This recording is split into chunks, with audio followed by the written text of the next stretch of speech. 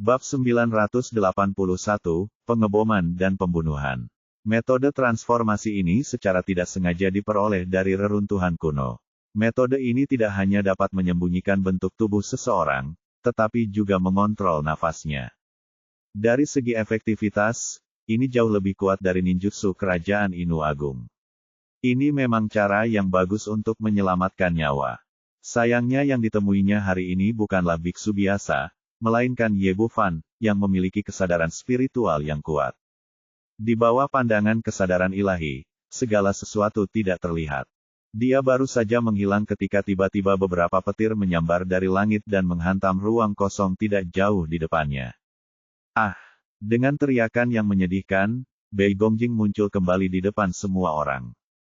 Kamu, bagaimana kamu menemukanku? Bahkan cara terakhir untuk menyelamatkan nyawanya gagal, yang membuatnya tampak ngeri, dan dia tidak lagi memiliki sikap ahli seperti sebelumnya.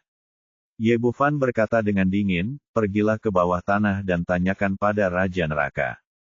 Tidak pernah. Bei Gongjing telah menduduki posisi tinggi selama bertahun-tahun. Dia dikagumi oleh ribuan orang dan dipuja oleh ribuan keluarga, dapat dikatakan bahwa dia telah menikmati semua kemuliaan dan kekayaan di dunia. Namun semakin sering hal ini terjadi, semakin dia takut akan kematian. Melihat dirinya tidak bisa melawan atau melarikan diri, dia akhirnya memilih untuk menyerah dan berlutut di depan Ye Bufan sambil menjatuhkan diri. Kali ini orang-orang di kaki gunung terkejut dan berdiri satu persatu. Apa yang sedang terjadi di sini? Master terkenal dunia Bei Gongjing, pesulap nomor 1 di Hong Kong, tidak hanya kalah, tapi juga berlutut. Hal ini membuat kacamata banyak orang pecah di lantai. Di manakah sikap ahli yang mereka janjikan? Kenapa tiba-tiba menjadi seperti ini? Saat ini, demi menyelamatkan nyawanya, Bei Gongjing tidak mempedulikan pendapat orang lain, apalagi wajahnya sendiri. Tuan Ye, selama Anda tidak membunuh saya bersedia bergabung dengan sekte Anda. Saya telah mengumpulkan banyak tabungan di Pulau Hong Kong selama bertahun-tahun, dan saya bersedia menyumbangkannya kepada guru. Saya bisa memberi Anda banyak kekayaan, saya bisa melakukan banyak hal untuk Anda, dan saya akan melakukan apapun yang Anda minta. Petik 2. Pada saat ini, Bei Gongjing bisa dikatakan sangat rendah hati. Menurutnya, dengan mengandalkan ketenarannya, selama dia menundukkan kepalanya, pihak lain pasti akan menemukan jalan keluar. Bagaimanapun, dia adalah pesulap nomor 1 di Hong Kong. Mampu membawanya di bawah sayapnya adalah hal yang sangat terhormat kemanapun dia pergi. Dan meskipun saya dipermalukan sekarang, selama saya masih hidup, saya masih memiliki kesempatan untuk membalas dendam. Sayangnya cita-cita itu indah, kenyataan kejam, dan segala sesuatunya tidak seperti yang ia bayangkan. Aku berkata, kamu harus mati. Setelah Ye Bufan selesai berbicara, guntur dan kilat tiba-tiba muncul di depan matanya. Tidak, kamu tidak bisa membunuhku. Bei Gongjing akhirnya menjerit ngeri, dan kemudian menghilang di antara langit dan bumi, benar-benar terbelah menjadi ketiadaan oleh petir. Pada saat ini, Gunung Tianlei yang besar menjadi sunyi. Bei Gongjing meninggal, dan pesulap nomor 1 yang bermartabat di Hong Kong meninggal begitu saja, dikalahkan oleh seorang pemuda yang sebelumnya tidak optimis terhadap siapapun. Setelah hening beberapa saat, seluruh gunung menjadi gempar, dan orang-orang sepertinya terbangun dari mimpi. Ya Tuhan, Ye Bufan sangat tampan. Dia benar-benar mengalahkan Master Bei Gongjing. Mulai sekarang, dia akan menjadi orang nomor 1 kita di Pulau Hong Kong. Ya, Ye Bufan benar-benar hebat, terutama dengan pedalnya. Momen ketika guntur dan kilat menebas naga itu, sungguh keren. Petik 2. Tuan Ye sangat kuat, panjang umur Tuan Ye. Seperti kata pepatah, pemenang adalah pangeran dan yang kalah adalah pencuri. Dia memenangkan pertempuran ini dan segera mendapatkan hadiah yang tak terhitung jumlahnya. Banyak orang yang bahkan lebih sensitif menyadari bahwa mulai hari ini, Pulau Hong Kong telah berubah total. Ini bukan lagi dunia Bei Gongjing, dan keluarga Zheng bukan lagi keluarga nomor 1. Sebaliknya, keluarga Gao malah bangkit. Karena sudah menaiki kapal besar seperti Ye Bufan, mereka pasti akan menjadi keluarga nomor 1 di Hong Kong di masa depan. Setelah menyadari hal tersebut, banyak orang yang menghentakkan kaki dan memukuli dada, menyesalinya tanpa henti. Sejak keluarga Gao ditindas oleh keluarga Zheng, saya seharusnya membantu. Sekarang saya bisa mendapatkan bagiannya, gelombang pasang telah mengangkat semua perahu. Dan orang-orang serta keluarga bangsawan yang memiliki hubungan dekat dengan keluarga Zheng semuanya ketakutan, takut keluarga Gao akan menimbulkan masalah bagi mereka di masa depan. Xiao Fan, kamu akhirnya menang, hebat sekali. Leng Qingqiu adalah orang pertama yang bergegas mendaki lereng gunung. Pada saat ini, dia tidak lagi peduli untuk menjadi pendiam atau pemalu, dan segera melemparkan dirinya ke pelukan pria itu. Saat Ye Bufan ditelan oleh naga Yin tadi, dia benar-benar ketakutan. Hal yang sama berlaku untuk Suru Yue, An Yimo dan lainnya. Mereka bersorak dan bersorak di sekitar anak buahnya, mengekspresikan kegembiraan dan kegembiraan batin mereka. Ketika semua orang di kaki gunung melihat pemandangan ini, mereka semua sangat iri, tapi tak seorang pun berani merasa cemburu. Bagaimanapun, mereka sangat luar biasa sehingga jauh melampaui apa yang bisa saya bandingkan. Pada saat yang sama, beberapa orang mulai mundur perlahan. Anggota keluarga Zheng, Zheng Huayang dan Li Long, sangat terkejut dan berbalik untuk pergi. Sekarang Bei Gongjing sudah mati, mereka harus berlari secepat mungkin. Tetapi pada saat ini, suara yang jelas terdengar di seluruh gunung Tianlei. Yang lain akan segera pergi, dan anggota keluarga Zheng akan tetap tinggal. Pada saat yang sama, sambaran petir turun dari udara, langsung membelah batu besar di kaki gunung menjadi bubuk. Semua orang terkejut, menyadari bahwa keluhan antara Ye Bufan dan keluarga Zheng belum terselesaikan. Orang-orang yang tidak relevan segera bubar, hanya menyisakan puluhan orang dari keluarga Zheng yang berdiri di sana dengan tatapan kosong dengan wajah putus asa. Li Long bercampur dalam kerumunan. Dia bukan dari keluarga Zheng dan ingin memanfaatkan kekacauan itu dan menyelinap pergi. Jika kamu berani mengambil langkah lain, Bei Gongjing akan menjadi takdirmu. Suara Ye Bufan tiba-tiba terdengar di telinganya. Memikirkan Bei Gongjing, yang telah dibombardir tanpa hasil, dan batu besar di sebelahnya yang telah dipotong-potong, bagaimana dia masih memiliki keberanian untuk mengambil langkah dan berdiri di sana bersama keluarga Zheng. Saat ini, dia sangat menyesal. Dia awalnya berpikir bahwa dengan menemukan pendukung besar seperti keluarga Zheng, dia bisa dengan tidak hati-hati melahap properti keluarga Su dan menghasilkan banyak uang untuk dirinya sendiri. Tapi dia memulai dengan benar, tapi bukan akhir. Awalnya saya mengira keluarga Su tidak bisa berbuat apa-apa terhadap mereka di kawasan seluas 3 hektar di Pulau Hong Kong ini. Tapi dia tidak pernah menyangka Suru Yue akan menemukan pria seperti itu. Tuan Bei Gongjing terbunuh, dan bahkan keluarga Zheng diinjak-injak sampai mati. Sayangnya tidak ada obat penyesalan di dunia ini.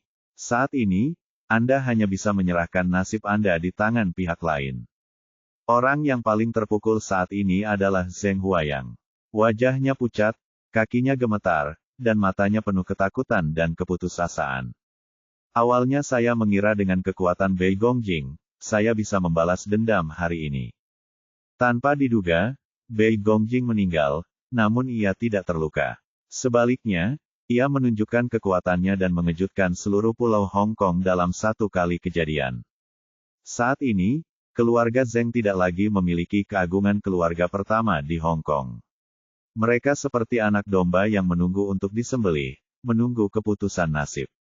Ye Bufan memimpin semua orang menuruni gunung dan mendatangi keluarga Zheng, tidak terburu-buru, tetapi dengan kekuatan yang tak ada habisnya. Lusinan orang di keluarga Zheng semuanya sangat gugup. Pemuda ini sepertinya membebani mereka seperti gunung dan mereka tidak bisa bernapas. Secara relatif, Zheng Sun adalah orang yang lebih tenang, dia telah menjalani sebagian besar hidupnya dan telah melihat angin kencang dan ombak. Tuan Ye, keluarga Zheng kami mengaku kalah. Saya harap Anda, Tuan, dapat memberi kami jalan keluar. Saya tidak peduli dengan urusan keluarga Zheng Anda. Serahkan semuanya padanya. Pada Zheng Huafei di belakangnya, ini dia. Sudah waktunya bagi saya untuk memenuhi janji saya, dan Anda dapat melakukan apapun yang Anda inginkan dengannya. Babak 982, kepala keluarga Zheng. Zheng Sun dan anggota keluarga Zheng lainnya sempat bingung saat melihat Ye Bufan mempercayakan hidup dan mati seluruh keluarga Zheng kepada seorang wanita berkerudung. Siapa wanita ini, dan mengapa dia diizinkan berurusan dengan keluarga Zheng? Beberapa orang juga mengira Zheng Huafei tampak familiar, tetapi mereka masih tidak tahu siapa orang itu. Hanya Zheng Huayang yang tidak bisa lagi menahan kakinya dan jatuh ke tanah. Dia tahu bagaimana dia memperlakukan Zheng Huafei, dan dia juga tahu seberapa dalam kebencian saudari ini terhadapnya. Zheng Huafei berjalan mendekat dan perlahan melepas cadar di wajahnya sementara semua orang menonton. Semua orang terkejut saat melihat wajah yang penuh bekas luka itu. Betapa kejamnya penganiayaan yang dilakukan orang ini hingga meninggalkan bekas luka yang begitu mengerikan. Setelah terkejut, beberapa orang mengenalinya, dan ekspresi Zheng Sun berubah drastis dan dia berteriak, kamu adalah Zheng Huafei. Ya, ini aku. Suasana hati Zheng Huafei sangat membosankan, yang membuat orang-orang sedih. Saya tidak tahu apa yang ada dalam pikirannya. Melihat Zheng Huafei yang menghilang 2 bulan lalu, yang lain langsung bersemangat. Bagaimanapun juga, itu adalah keluarga Zheng. Ye Bufan memintanya untuk berurusan dengan orang-orang seperti dia, bukankah itu berarti dia melihat harapan? Zheng Sun sedikit rileks, lalu bertanya, Huafei, ada apa dengan wajahmu? Kemana saja kamu selama 2 bulan terakhir ini? Bagaimana kamu menghilang? Tidak hanya wajahku, aku juga terpotong. Dia tendon dan paha belakangnya disembuhkan dan kemudian dijual ke Afrika. Ketika Zheng Huafei mengatakan ini, ekspresinya tidak lagi tenang, dan ada kebencian yang mendalam di matanya. Siapa yang melakukan ini? Beraninya kamu menyerang keluarga Zheng kami dan begitu tidak berperasaan. Huafei, beritahu kakek akan membalaskan dendammu. Dia mengatakan ini karena kemarahan yang tulus, dan kedua, untuk menyenangkan Zheng Huafei nasib keluarganya kini berada di tangan cucunya ini. Meskipun saya tidak mengerti bagaimana Zheng Huafei bisa berkumpul dengan Ye Bufan, tapi dilihat dari penampilannya saat ini, dia sangat dihargai oleh pihak lain. Selama cucunya bisa berbicara, mungkin masih ada harapan bagi keluarga Zheng. Anggota keluarga Zheng lainnya secara alami dapat memahami hal ini dan mulai berteriak. Ya, Huafei, beritahu kami siapa yang melakukannya, dan kami akan menghancurkannya menjadi abu. Zheng Huafei memandang semua orang yang hadir dengan dingin, dan perlahan berjalan ke arah Zheng Huayang. Saat ini, Zheng Huayang benar-benar ketakutan. Sebagai pewaris keluarga Zheng, putra tertua keluarga Zheng yang begitu menyendiri, tidak pernah menyangka bahwa suatu saat ia akan berakhir dalam situasi seperti ini. Melihatnya berjalan menuju Zheng Huayang, yang lain sejenak bingung, dan beberapa memiliki firasat buruk di hati mereka. Zheng Huafei berhenti, memandang Zheng Sun, dan mengangkat jarinya ke arah Zheng. Huayang, cucu Anda yang baik melakukan semua ini. Saya ingin melihat bagaimana Anda akan membalas dendam kepada saya. Keluarga hanyalah alat untuk menghasilkan uang. Dari segi status, tidak bisa dibandingkan dengan Zheng Huayang. Apa? Bagaimana ini bisa terjadi? Setelah mendengar hasil ini, semua anggota keluarga Zheng terkejut. Tidak ada yang menyangka bahwa hal yang memilukan itu sebenarnya dilakukan oleh Zheng Huayang. Banyak orang yang tidak percaya, namun melihat kemunculan Zheng Huayang saat itu membuktikan bahwa semua itu benar adanya. Zheng Sun sangat terkejut. Setelah sadar kembali, dia mendatangi Zheng Huayang dan menamparkan selusin mulut besar. Binatang, kamu binatang buas, kamu memperlakukan adikmu sendiri seperti ini. Zheng Huafei memandang dengan dingin, dan kemudian bertanya, kalau begitu, kakek, apakah kamu membalas dendam padaku? Ini, ekspresi Zheng Sun membeku, lalu berkata dengan sinis, Huafei, bagaimanapun juga, dia juga saudara kandungmu. Seperti yang dikatakan Zheng Huafei, dalam benaknya, cucu perempuan ini hanya bisa menghasilkan uang paling banyak, tetapi tidak bisa dibandingkan dengan cucunya sendiri. Alasan kenapa dia begitu marah barusan sebagian besar hanya untuk pertunjukan, dan sekarang dia segera mulai memohon kepada Zheng Huayang lagi. Kakak, pernahkah kamu melihat kakakmu menghancurkan adikmu seperti ini? Pernahkah kamu melihat kakakmu mematahkan otot tangan dan paha belakang adikmu? Pernahkah kamu melihat kakakmu menjual adikmu ke Afrika? Jika aku belum pernah bertemu Xiaofan di saat itu, menurutmu apa yang akan terjadi padaku? Zheng Huafei meraung dengan gila, melampiaskan semua kemarahan yang telah lama tersimpan di hatinya, matanya berkobar dengan api kebencian. Biar ku beritahu, sejak dia melakukan kejahatan keji terhadapku, Zheng Huayang bukan lagi saudaraku, tapi musuhku. Semua anggota keluarga Zheng mengerti mengapa Ye Bufan ingin menyerahkan keluarga Zheng kepada Zheng Huafei datang untuk menghadapinya, yang memberinya kesempatan untuk membalas dendam. Zheng Sun tiba-tiba tampak berusia 10 tahun. Huafei, apa yang ingin kamu lakukan? Zheng Huafei berkata, aku ingin kamu menyerahkan posisi kepala keluarga kepadaku. Zheng Sun menunjukkan keraguan di matanya. Cucunya hanyalah orang luar dan tidak berhak mewarisi posisi kepala keluarga Zheng. Semuanya harus diserahkan kepada cucunya. Namun kini nasib seluruh keluarga Zheng ada di tangan Zheng Huafei, meninggalkannya tanpa keberanian untuk menolak. Benar saja, dalam pikiranmu, tidak ada gunanya tidak peduli. Seberapa baik aku? Zheng Huafei memandang Zheng Sun sambil mencibir, kamu telah lupa berapa banyak kekayaan keluarga Zheng yang aku peroleh, saya tidak sebaik Zheng Huayang. Pada saat ini, seluruh keluarga Zheng tidak bisa duduk diam. Tidak peduli siapa yang menggantikan kepala keluarga. Yang paling penting sekarang adalah menyelamatkan hidup mereka sendiri. Ya, Pak Tua, menurutku Huafei adalah yang paling cocok untuk menggantikan kepala keluarga. Dia 100 kali lebih baik daripada Zheng Huayang. Huafei telah berkontribusi pada keluarga Zheng kita dan mampu. Dia adalah juga keluarga Zheng kami. Saya menyetujui dia menjadi kepala keluarga. Zheng Huayang, siapa dia? Lihat apa yang telah dia lakukan selama bertahun-tahun. Dia hampir membunuh keluarga Zheng kami. Saya orang pertama yang tidak setuju dengannya, kepala keluarga. Saya mendukung Huafei. Untuk sesaat, semua orang kecuali Zheng Huayang melompat keluar dan bergegas mendukung Zheng Huafei agar berhasil sebagai kepala keluarga. Di antara mereka, yang paling bersorak adalah Zheng Huabing. Orang ini tahu apa yang telah dia lakukan sebelumnya, dan dia bahkan menulis tantangannya sendiri. Jika dia tidak segera menyenangkan Zheng Huafei, saya khawatir Bei Gongjing akan menjadi takdirnya sendiri, dan dia akan mati tanpa ada sampah yang tersisa. Melihat segala sesuatu di depannya, mata Zheng Huayang dipenuhi dengan keputusasaan yang mendalam. Seperti kata pepatah, semua orang mendorong tembok. Sebelumnya, orang-orang ini hanya bisa menyenangkan diri mereka sendiri ketika mereka melihatnya. Melihat situasi di depannya, Zheng Sun menghela nafas dalam-dalam, mengetahui bahwa dia tidak dapat menghentikannya bahkan jika dia menginginkannya. Dia mengeluarkan stempel kepala keluarga dari sakunya dan menyerahkannya, lalu berkata kepada semua orang, saya mengumumkan bahwa mulai sekarang, saya akan mengundurkan diri sebagai kepala keluarga. Zheng Huafei akan menjabat sebagai kepala keluarga, dan bertanggung jawab atas semua urusan keluarga Zheng.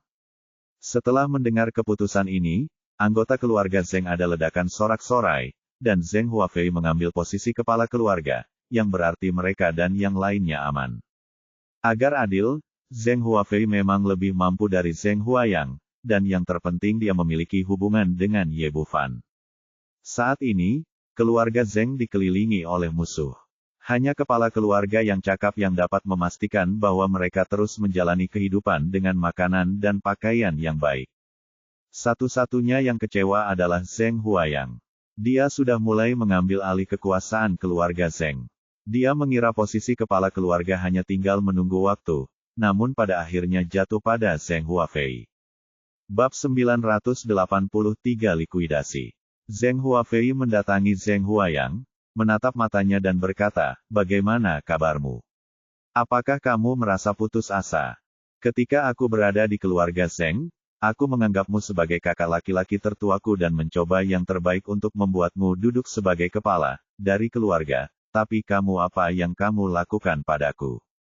Zheng Huayang mengertakkan gigi, hatinya dipenuhi dengan keputusasaan dan kebencian. Orang-orang seperti dia tidak pernah merenungkan kesalahan mereka. Kamu putus asa, bukan? Apakah kamu sangat membenciku? Ini baru permulaan. Sebenarnya, aku sama sekali tidak peduli dengan posisi kepala keluarga Zheng.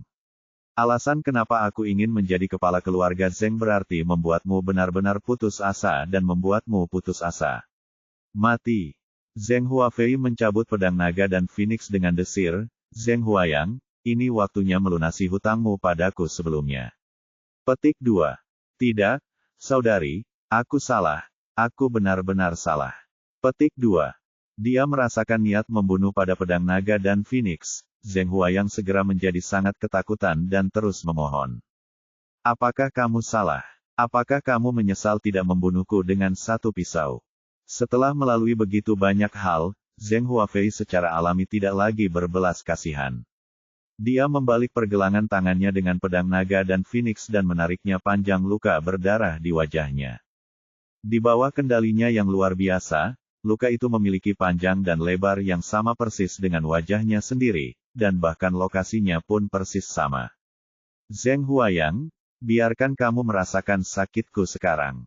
Pergelangan tangan Zheng Huafei bergetar, dan pedang naga dan Phoenix terus membuat luka berdarah di wajahnya.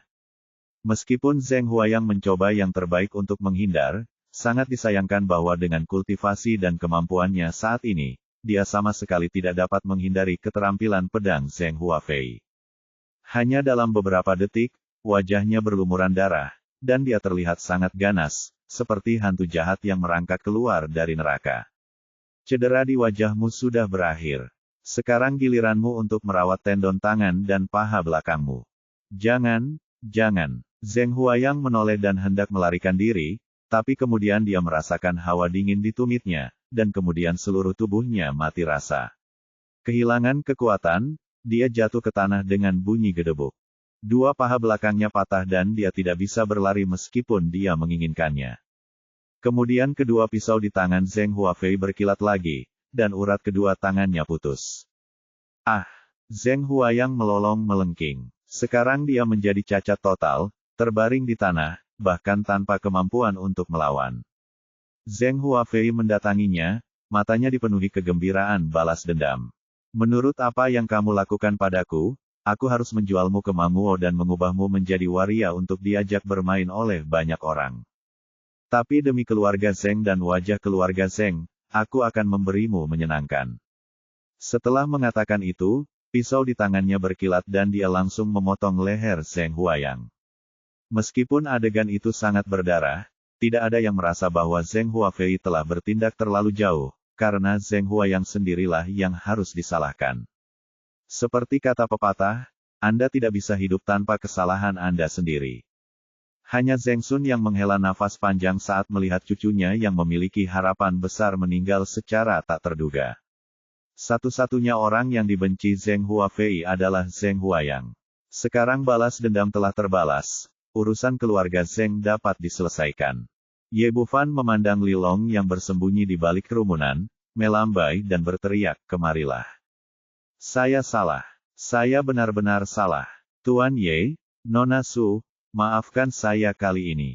Menyaksikan semua ini dengan matanya sendiri, Li Long, yang awalnya sangat pemalu, benar-benar ketakutan, dan dia berlutut di depan Ye Bufan sambil menjatuhkan diri. Tuan Ye, saya berjanji untuk menyerahkan setiap sen dari seluruh perusahaan Xiangtai, dan kemudian pergi ke kantor polisi untuk segera menyerah. Selama Anda tidak membunuh saya bisa melakukan apa saja. Awalnya, dia ingin menggunakan keluarga Zheng sebagai pendukungnya. Ya, tapi sekarang bahkan Zheng Huayang sudah mati, dia masih berani memiliki harapan yang berlebihan, hanya untuk menyelamatkan nyawanya sendiri. Ye Bufan menoleh untuk melihat Su Ruyue dan memintanya untuk berurusan dengan Li Long. Su Ruyue bukanlah Zheng Huafei, dan dia tidak memiliki banyak kebencian di hatinya.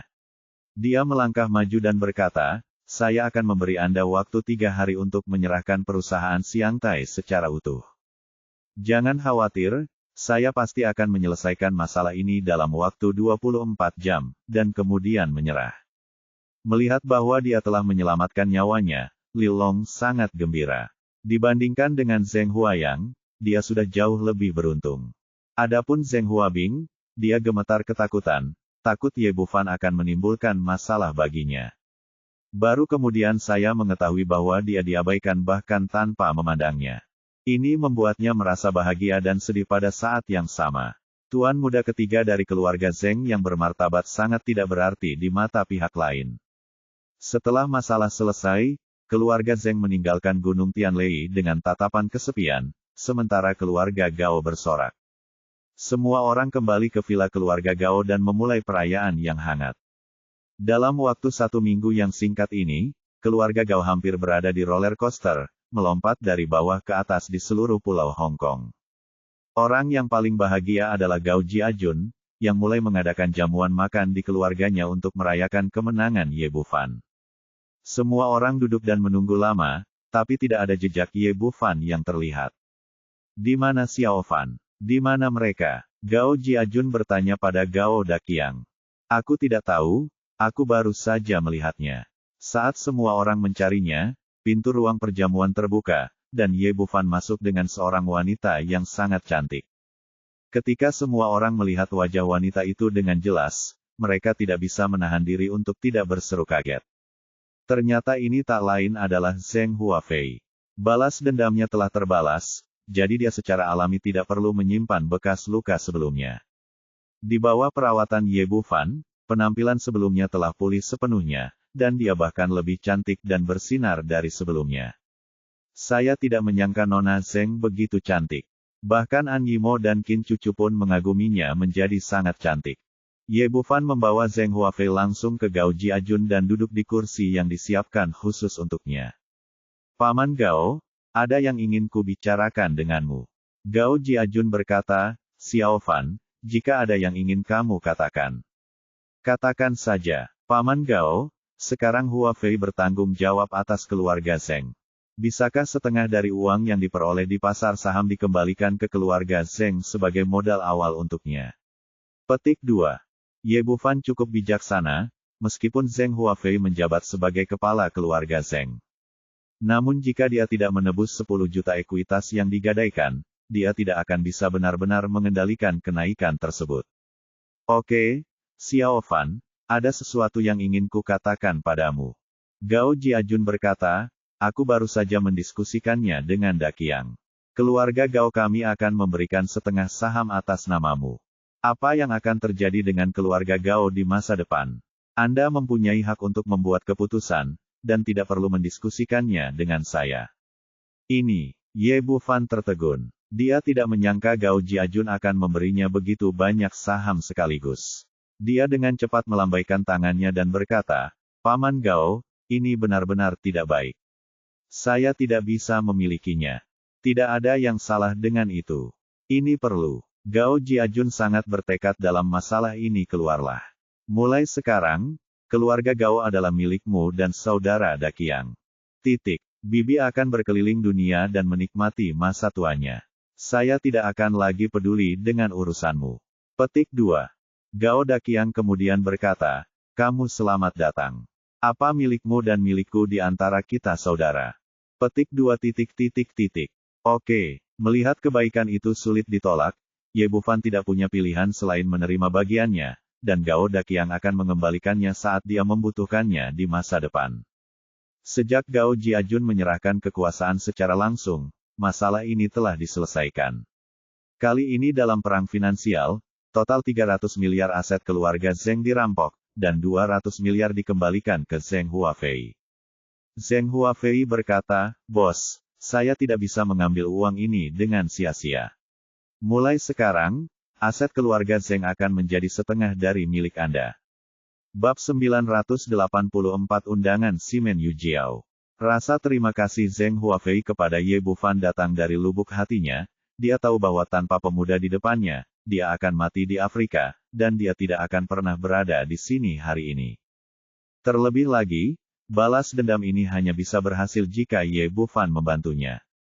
Jika tidak, dia tidak hanya tidak akan bisa membunuh Zheng Huayang, tapi dia juga akan dipermalukan lagi.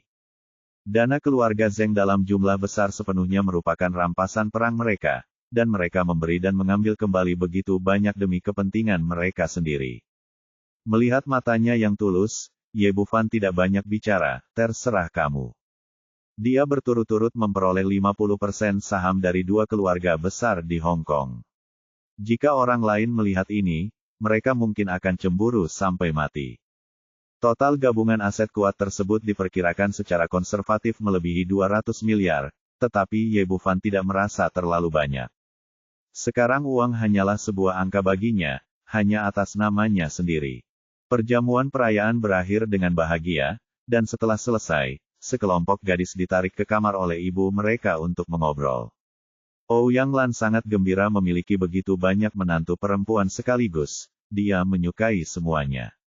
Ye Bufan kembali ke kamar sendirian, menutup pintu dan membiarkan Ye Tian keluar sambil berpikir.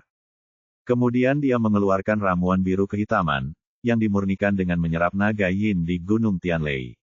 Hampir mengandung Qi Yin dari seluruh Gunung Tianlei dan pisau Yin Hun.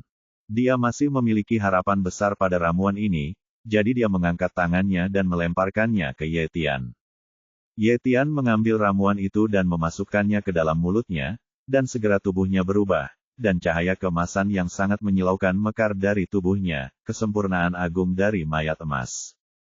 Tanpa disadari, dia telah mencapai level tertinggi dari mayat emas, dan sepenuhnya sebanding dengan prajurit Dzogchen di level surgawi.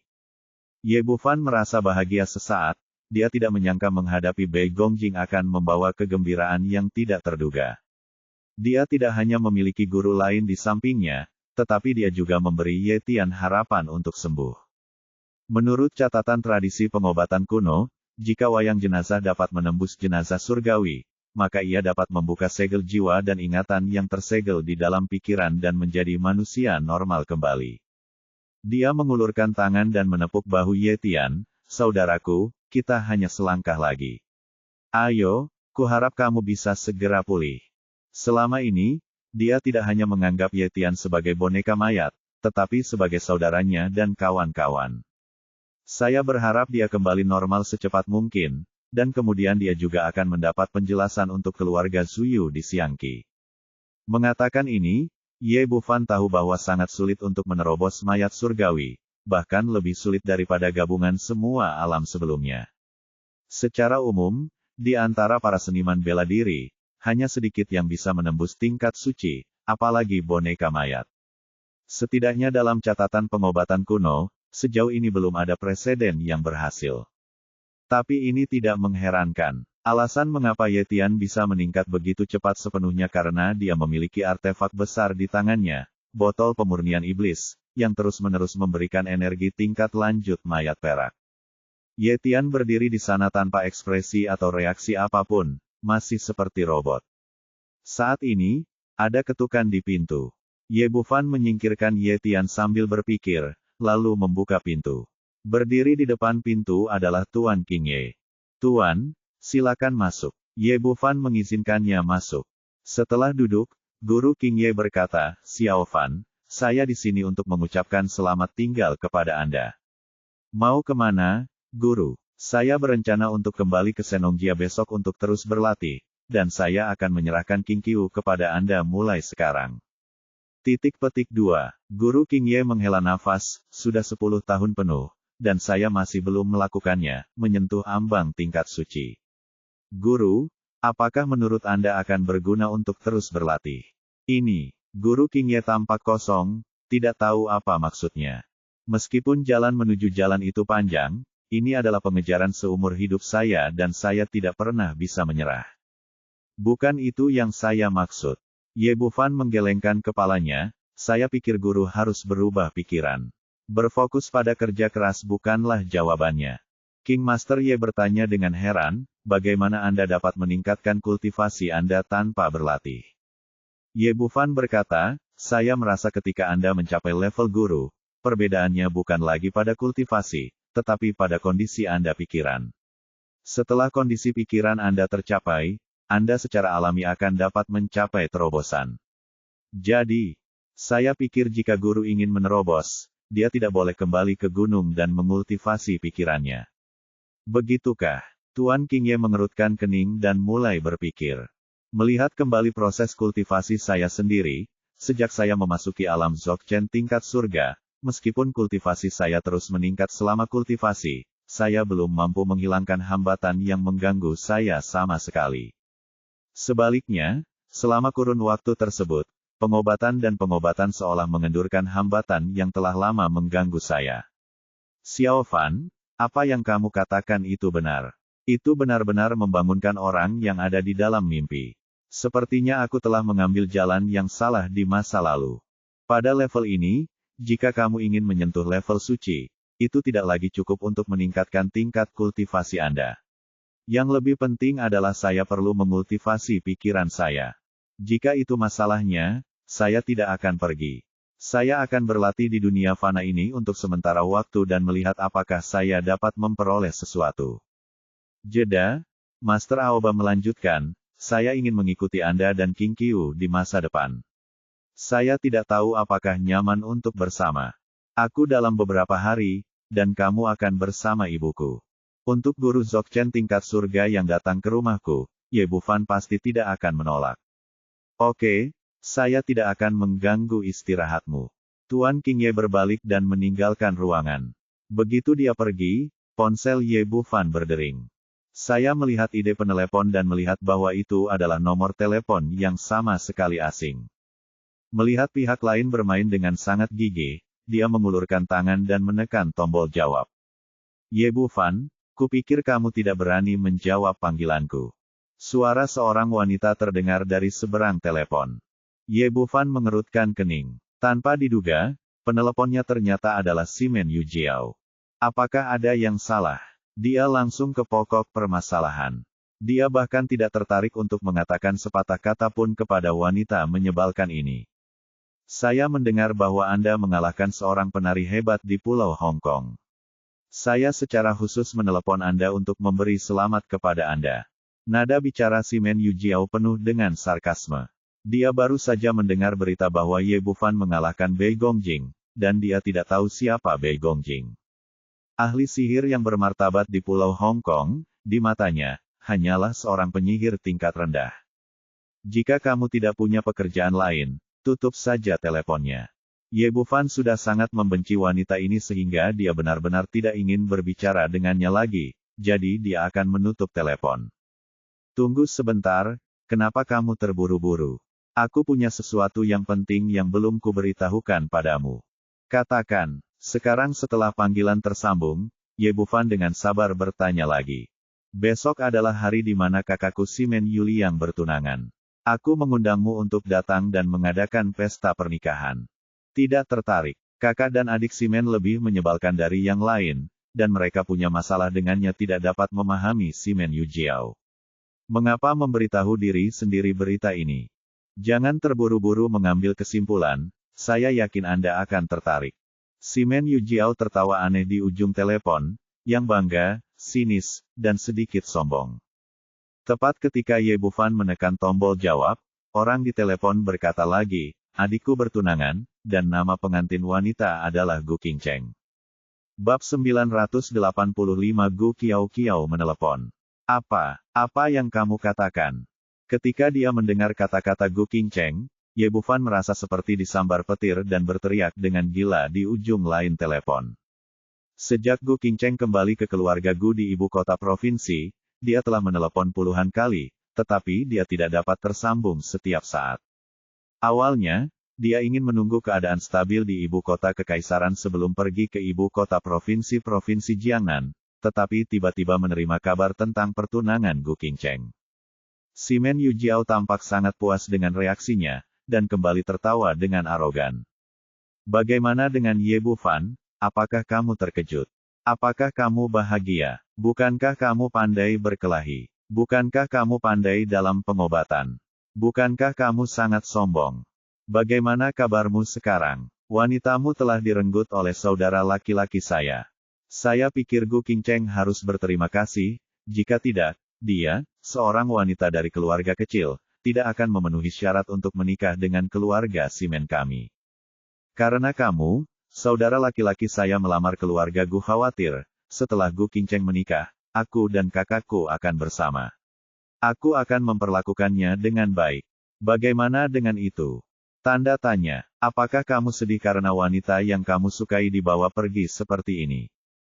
Memprovokasiku? Hahaha. Simen Yujiao kembali tertawa angkuh. Dia awalnya adalah seorang wanita yang berpikiran sempit hingga hampir mesum. Dia telah ditampar wajahnya oleh Ye Bufan beberapa kali sebelumnya, dan dia selalu membencinya, sampai mati. Sekarang aku akhirnya mendapat kesempatan untuk melampiaskan, menggoda saraf Ye Bufan dengan tidak hati-hati, bahkan tanpa memikirkan konsekuensinya. Ye Bufan mengepalkan tangannya dan wajahnya pucat. Dia hendak menanyakan sesuatu lagi, tapi panggilan itu sudah ditutup. Ketika saya menelepon lagi, telepon mengatakan dimatikan. Di Villa Simen, Simen Yujiao meletakkan ponselnya dengan penuh semangat dan tertawa tanpa henti. Di seberangnya, Simen Yuliang juga tampak bangga. Petik 2. Adik perempuan, apakah kamu terlalu tidak sabar? Aku masih ingin menunggu sampai kita bertunangan untuk mengambil foto dan mengirimkannya padanya. King Cheng sudah menjadi milikmu, apa yang harus aku lakukan jika aku bercerai? Ini tidak akan menyenangkan seperti sekarang. Telepon dia dan biarkan dia melihat wanita itu direnggut olehmu. Tapi tidak ada yang bisa kamu lakukan. Inilah yang Anda rasakan dan nikmati. Saya sangat senang hanya dengan memikirkannya. Simen Yuliang berkata, tapi menurutku dengan karakter anak laki-laki itu, dia akan melakukan sesuatu untuk kita saat kita bertunangan besok. Saya meminta Anda untuk melamar Gu Qingcheng hanya untuk merangsang dia.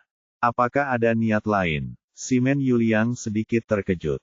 Tentu saja, aku membunuh 2 burung dengan 1 batu. Jika Ye Bufan pengecut, aku akan menyiksanya sampai mati jika dia dirugikan.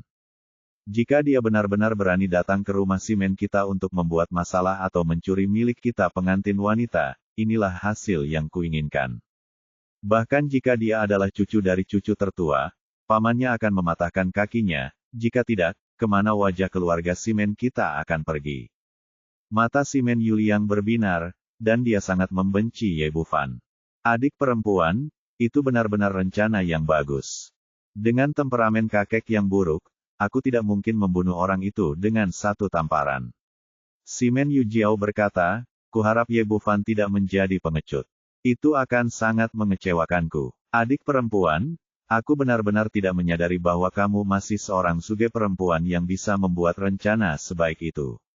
Simen Yuliang memiliki senyuman cabul di wajahnya, Gu Qingcheng itu memang tampan. Jika Ye Bufan merebut Suru Yue, tidak rugi jika aku merebut wanitanya. Petik 2. Ternyata semua itu direncanakan oleh Simen Yujiao.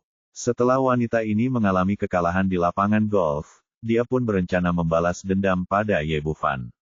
Saya tidak sengaja mengetahui tentang hubungan antara Ye Bufan dan Gu Qingcheng dari seorang sahabat, dan langsung memikirkan rencana jahat ini untuk meminta Simen Yuliang melamar keluarga Gu. Saat ini, dia terlihat bangga, saudaraku. Pasti sangat memuaskan bisa mendapatkan wanita yang menjadi saingan cintamu. Bagaimana kamu bisa berterima kasih padaku?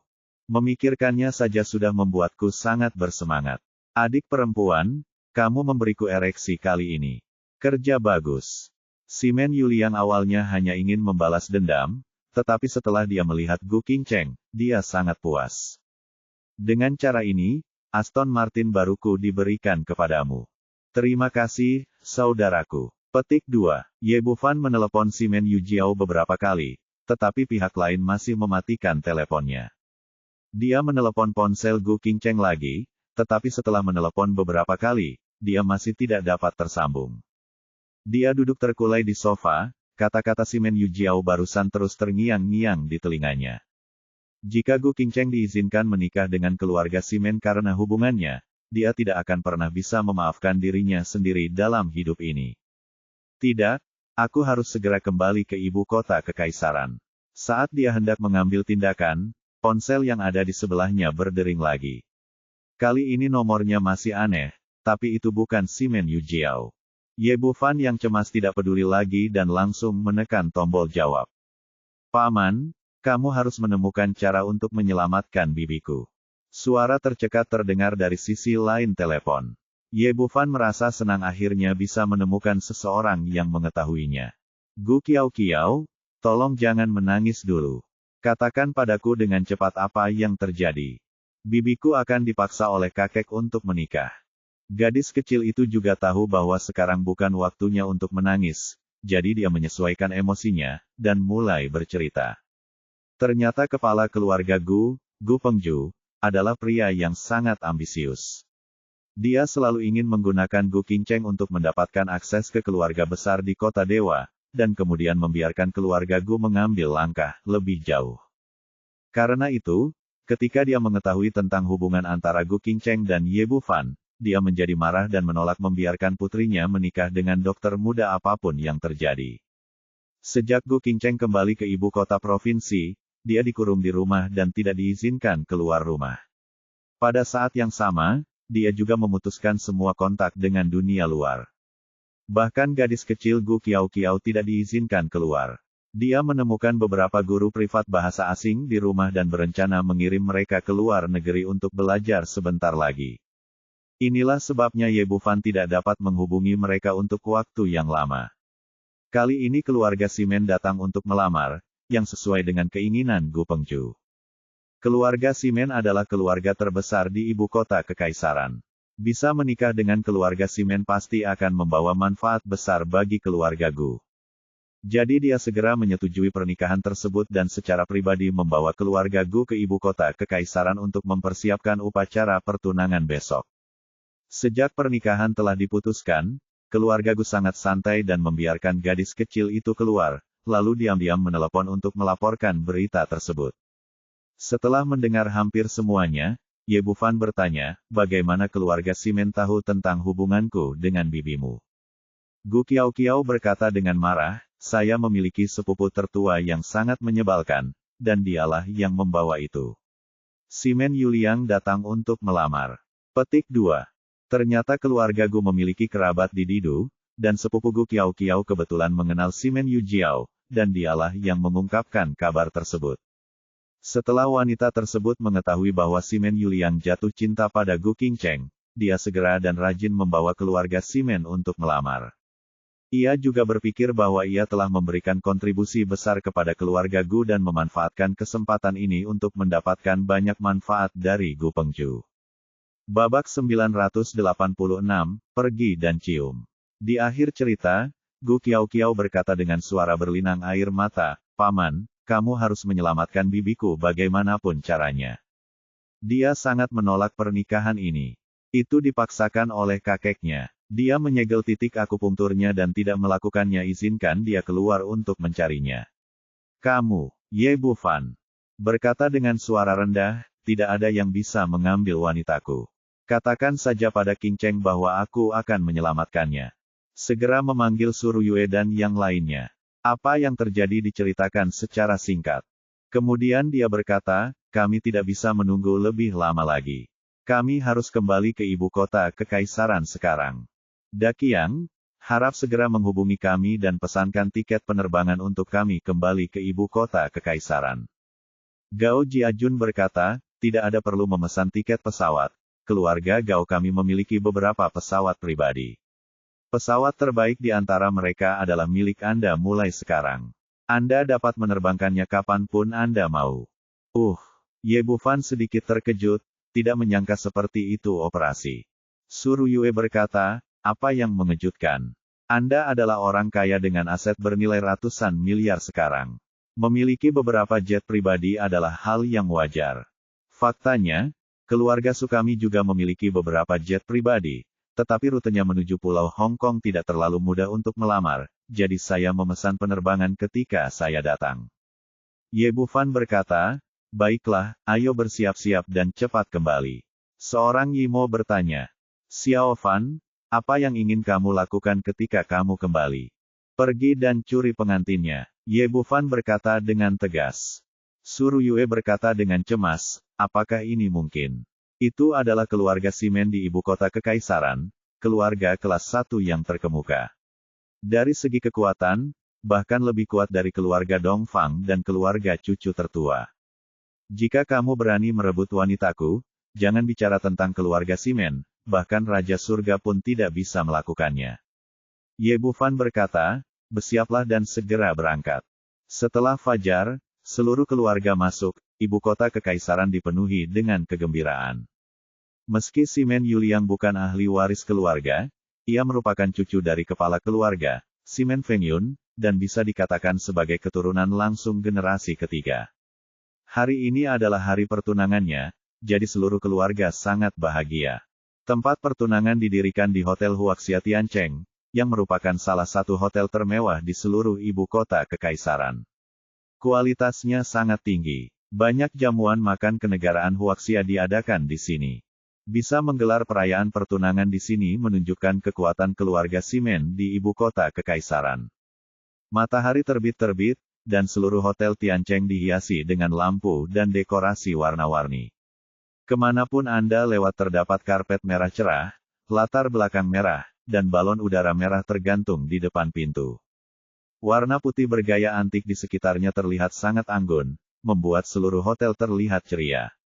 Hotel ini juga memiliki keunikan dalam tata letak tempat upacara. Seluruh panggung upacara bersifat antik dan terletak di ruang hijau luas di tengah hotel. Bunga-bunga bermekaran, rerumputan hijau, dan lingkungan sangat indah. Panggung upacara didekorasi dengan gaya kuno Istana Tang. Di kedua sisi panggung upacara yang sangat elegan terdapat 8 wanita dengan kostum kuno. Beberapa orang juga diatur untuk memainkan sitar di bawah panggung.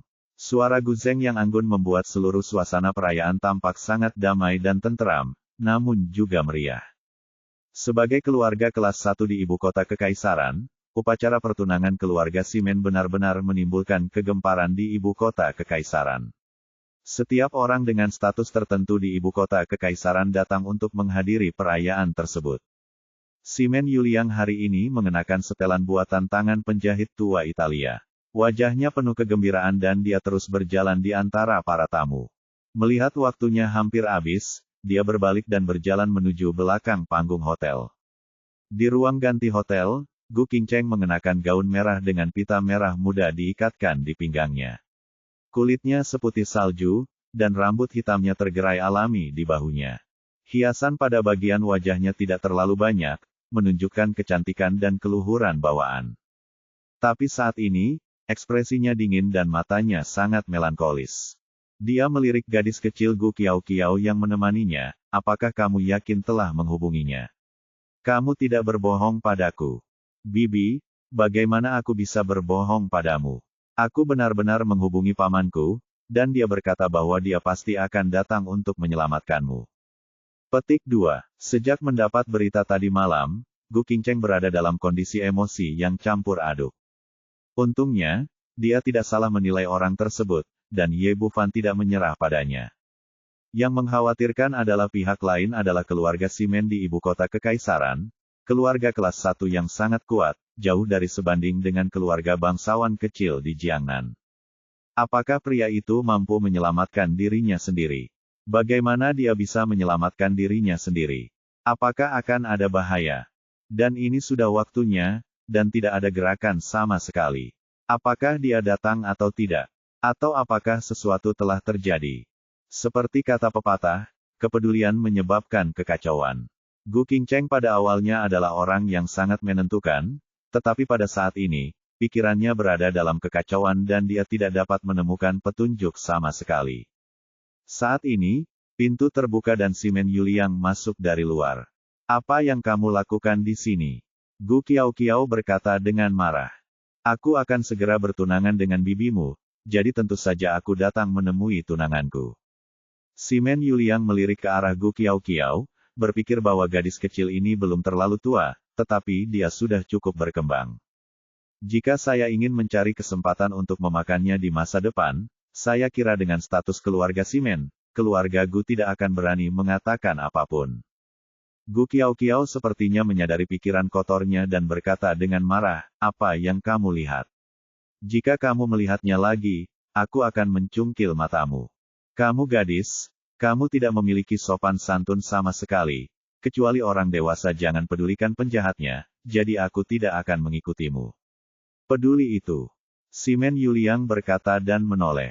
Ketika dia melihat wajah halus dan sosok cembung Gu Qingcheng, dia tidak bisa menahan untuk menelan lagi. Berpikir bahwa wanita ini akan segera dirusak olehnya, api mau tidak mau muncul di dalam hatinya. Qingcheng, ini sudah larut. Waktu yang baik untuk janji temu kita akan segera tiba. Kamu harus bersiap terlebih dahulu.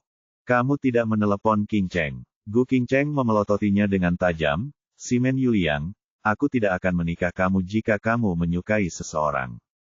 Simen Yuliang berkata dengan ekspresi bangga di wajahnya, saya tahu, bukankah dia dokter kecil bernama Ye? Tuan muda, pernikahan Anda dengan saya disetujui oleh kedua keluarga kami, kamu untuk menolak. Menyerah saja, aku tidak akan menikahimu bahkan jika aku mati. Gu Qingcheng melotot. Jika Simen Yuliang tidak dilarang berkultivasi saat ini, dia pasti ingin pergi dan menamparkan ini pria keras di mulut. Jika Anda mengizinkan saya pergi ke perayaan itu nanti, saya akan memberitahu semua orang bahwa saya dipaksa oleh keluarga Simen Anda dan saya sama sekali tidak bersedia menikahi Anda. Gu Qiao melanjutkan, ya, biarkan semua orang di dunia melihat dengan jelas. Betapa tidak tahu malunya kamu, keluarga Simen. Kamu pikir kamu bisa menakutiku seperti ini? Kamu benar-benar bodoh. Simen. Yuliang menatap Gu Qingcheng dengan percaya diri, apakah kamu berani mempermalukan keluarga Simen kami di depan umum? Berani melakukan itu, tidak akan ada keluarga Gu di provinsi Jiangnan. Setelah dia mengatakan ini, Gu Qiao tidak memikirkan apapun, tetapi ekspresi Gu Qingcheng membeku. Keluarga Gu dianggap sebagai keluarga terkemuka di provinsi Jiangnan dan dapat mengambil keputusan, tetapi mereka jauh tertinggal dibandingkan dengan keluarga Simen di ibu kota kekaisaran. Begitu keluarga Simen tersinggung, hanya masalah waktu sebelum mereka ingin menghancurkan keluarga Gu, dan tidak ada kesulitan sama sekali. Simen Yuliang mengetahui hal ini, jadi dia menggunakan keluarga Gu sebagai ancaman. Gu Qingcheng berkata dengan marah, keluar dari sini, keluar dari sini.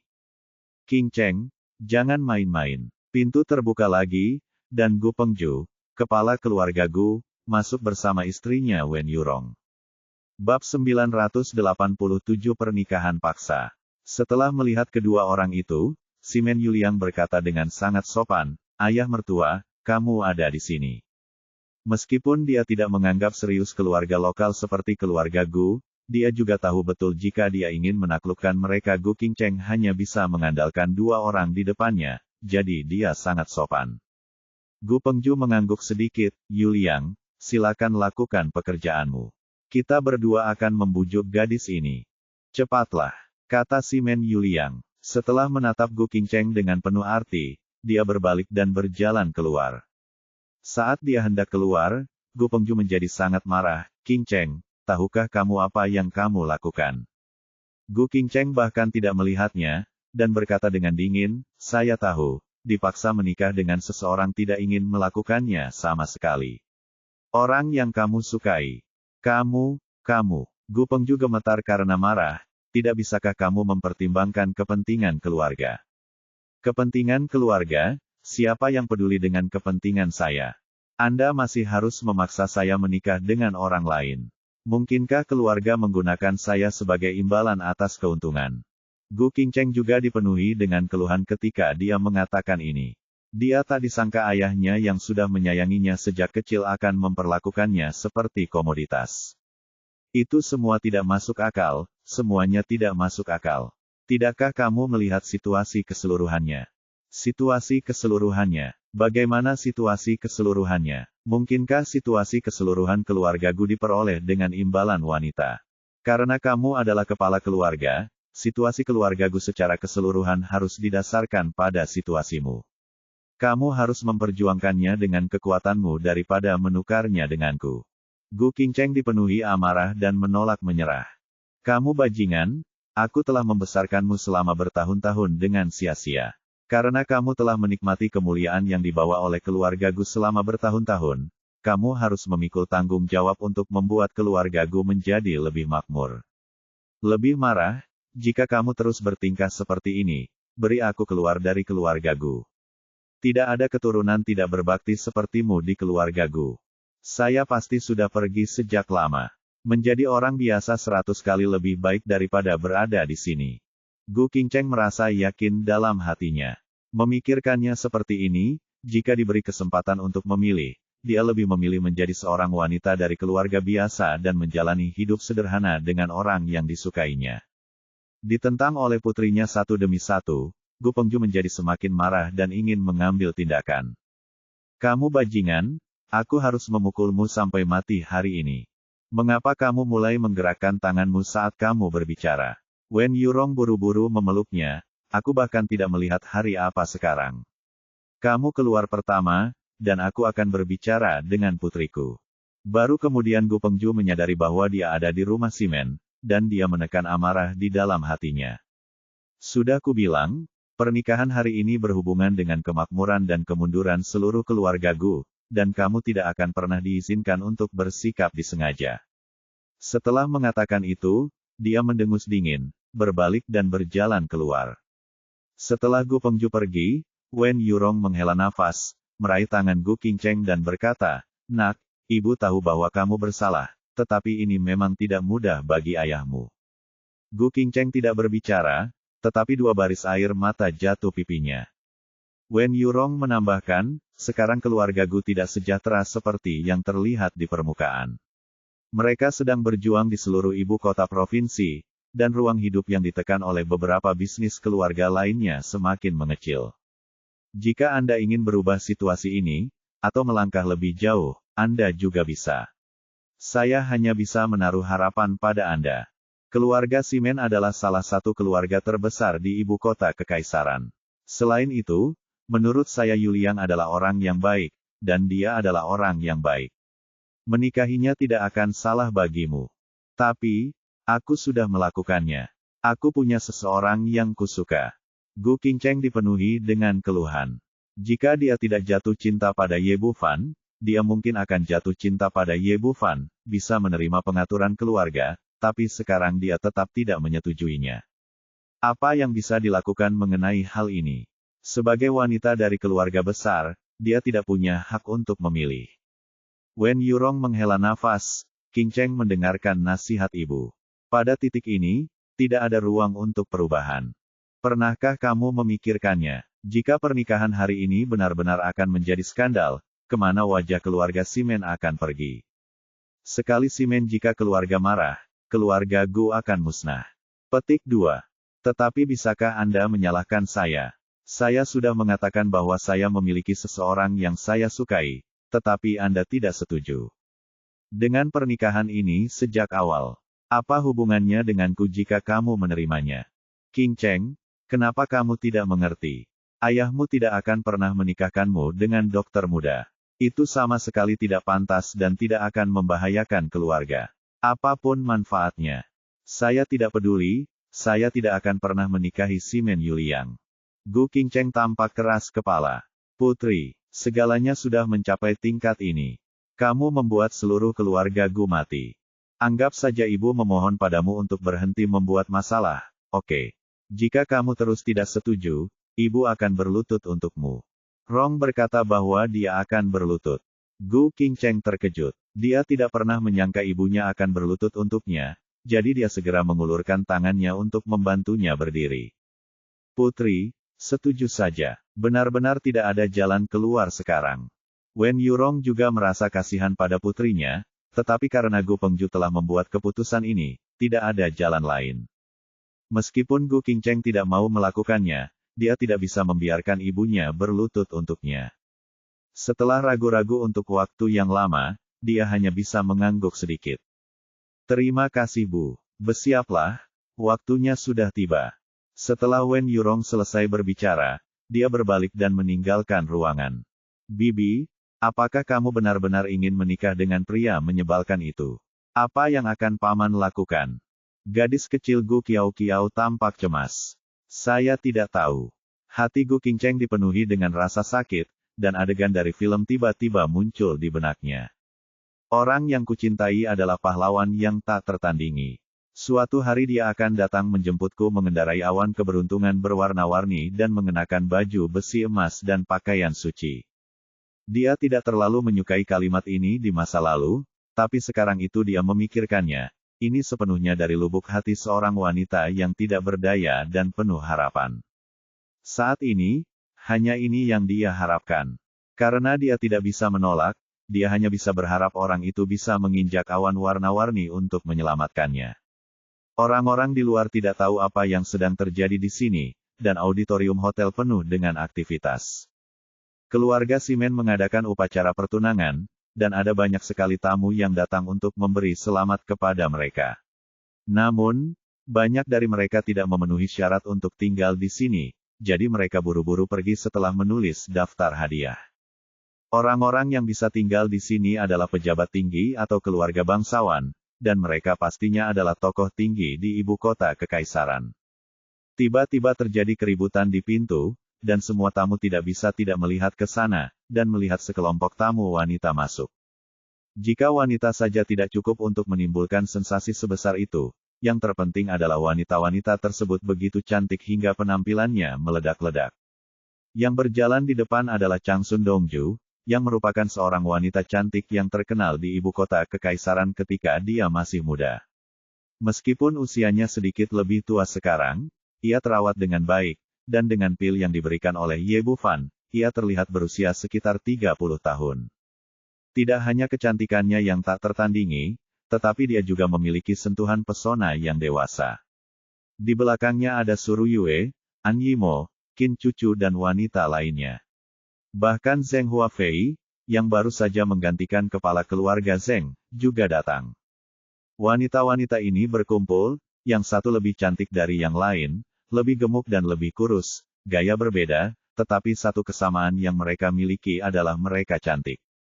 Pemandangan besar itu hening untuk beberapa saat, dan suara seseorang yang menelan air liur terdengar dari waktu ke waktu. Bab 988 Perayaan Pertunangan. Kedatangan grup kecantikan ini sontak membuat gerhana seluruh wanita yang hadir. Simen Yujiao mendengus dingin, hatinya dipenuhi rasa cemburu. Awalnya, ada seorang pria muda dari keluarga bangsawan kecil di depannya yang terus-menerus menyanjungnya, tapi sekarang dia melihat ke sisi itu dengan ekspresi membosankan, bahkan tidak melihatnya lagi. Simen Yuliang hampir ngiler, dan segera melangkah ke depan untuk menyambut mereka. Ada begitu banyak wanita cantik, alangkah baiknya jika dia bisa berhubungan dengan salah satu dari mereka. Bibi Changsun, selamat datang. Dia melangkah maju untuk menyapa dengan antusias, tapi yang mengejutkan, orang-orang ini mengabaikannya sama sekali. Suru Yue dan yang lainnya tidak hanya mengabaikannya, tetapi bahkan Changsun Dongju bahkan tidak memandangnya. Dia langsung berjalan ke auditorium, memilih tempat duduk dan duduk. Nima, ini memalukan. Bukankah kamu di sini untuk berpartisipasi dalam perayaan? Aku adalah sosok inti hari ini, kenapa kamu mengabaikanku? Simen Yuliang sangat depresi, tapi tidak ada yang bisa dia lakukan. Untungnya, tamu lain datang saat ini, yang sedikit menghilangkan rasa malunya. Orang yang datang kali ini adalah Oriental Jianye, kepala keluarga Timur, disusul oleh Timur Tengah dan Timur Renji. Melihat keluarga Dongfang begitu murah hati, dengan 3 orang yang datang sekaligus, hati nurani Simen Yu merasa lebih baik. Tuan Oriental, selamat datang. Dia menyapanya lagi, Dongfang Jianye tidak sesopan cucu tertuanya Dongju, tapi dia tidak banyak berekspresi. Dongfang Renji mengenakan satu set pakaian kasual yang rapi dan terlihat tampan. Dia memegang sebuah kotak di tangannya, dengan kain hitam menutupi bagian luarnya. Yang lain awalnya mengira itu adalah hadiah ucapan selamat, tetapi mereka tidak berniat menyerahkannya. Mereka bahkan tidak menyerahkannya kepada pengawal di belakang mereka, tetapi membawanya sendiri. Berdiri di depan pintu, dia memandang Simen Yuliang dan berkata, pakaian ini bagus. Oh, tidak apa-apa. Ini buatan tangan dari Italia. Simen Yuliang tampak bangga dari sebelahnya. Ayolah sebuah suara. Sayang sekali dia agak terlalu jelek. Pembicaranya adalah Dongfang Huizong. Simen Yuliang merasa lebih malu sekarang. Sayangnya, ini adalah gadis gila yang terkenal di seluruh ibu kota kekaisaran, dan dia tidak berani memprovokasi dia. Dongfang Huizong terkenal karena membunuh siapapun yang dilihatnya. Dia telah banyak menderita di tangan wanita ini selama bertahun-tahun, dan dia tidak pernah mampu mengalahkannya. Lakukan pekerjaan dengan baik dan nantikan penampilanmu. Dongfang Renji menepuk pundaknya, menunjukkan senyuman aneh, lalu berjalan masuk dengan kotak di tangannya. Entah kenapa, senyuman Dongfang dan putranya memberi si Menyu firasat buruk di hati nuraninya. Tapi kemudian dia menggelengkan kepalanya. Ini adalah keluarga Simen. Ada banyak ahli di sini, jadi sama sekali tidak ada kemungkinan terjadi kecelakaan. Sebagai kepala keluarga, Dongfang Jianya memiliki status yang tinggi dan diundang untuk duduk di barisan depan meja tamu. Saudaraku, apa ini? Tanya Dongfang Huizong sambil melihat kotak itu. Ini hal yang bagus, kamu akan mengetahuinya nanti. Kata Dongfang Renji dengan ekspresi bercanda. Berpura-pura menjadi hantu. Dongfang Huizong tiba-tiba merasakan sesuatu di benaknya. Apakah itu ada hubungannya dengan orang itu? Petik 2. Sedikit. Ini, Dongfang Renji tidak ingin mengatakannya pada awalnya, tetapi tiba-tiba dia melihat gunting yang bersinar di tangan saudara perempuannya, dan kakinya langsung menegang. Kak, kamu punya kebiasaan buruk membawa gunting. Berhenti bicara omong kosong dan katakan padaku, apakah dia kembali? Di mana dia? Dongfang Renji berkata, dia sudah kembali, tapi ini belum waktunya dia muncul. Dongfang Huizong berkata dengan heran, apa yang kamu lakukan? Saya tidak tahu banyak tentang ini, Anda akan tahu nanti. Ya, pasti ada sesuatu yang bagus untuk ditonton. Kata Dongfang Renji dengan ekspresi bercanda di wajahnya. Apa maksudmu? Bukankah hari ini perayaan pertunangan Simen Yuliang? Apakah dia akan menimbulkan masalah? Dongfang Renji berbisik di telinganya, tunangan pria itu sepertinya adalah wanita Xiaofan. Dia punya. Dongfang Huizong mengertakkan giginya, dan kemudian ekspresi khawatir muncul di wajahnya. Kamu pikir pria itu akan datang untuk mencuri pengantin wanita?